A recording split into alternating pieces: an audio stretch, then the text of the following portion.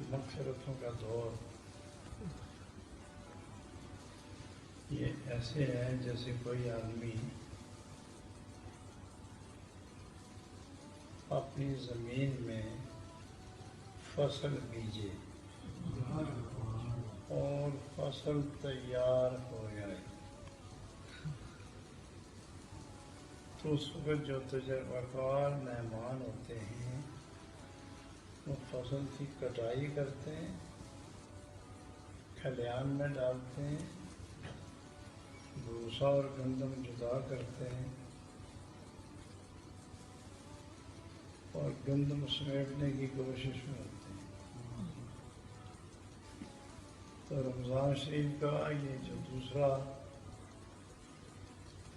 مبارک رحمتوں کا دور ہے اس کو عشرۂ غفران کہتے ہیں۔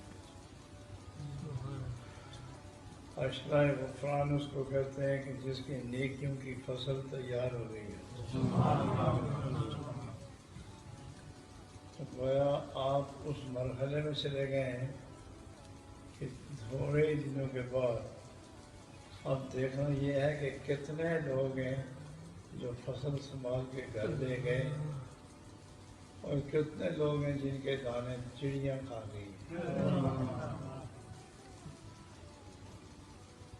تو یہ بار بار حکم ہے کہ آپ نے فصل بیجا ہے، تیار ہو گیا، کٹائی کرو، دانے علیحدہ کرو، بھوسا علیحدہ کرو، جو آپ کا مال ہے اس کو علیحدہ کرو، جو آپ کا نہیں ہے اس کو علیحدہ کرو۔ تو گویا عبادت کا نچوڑ کیا ہے؟ اللہ تعالیٰ اور اس کے محبوب کی بارگاہ میں قبولیت۔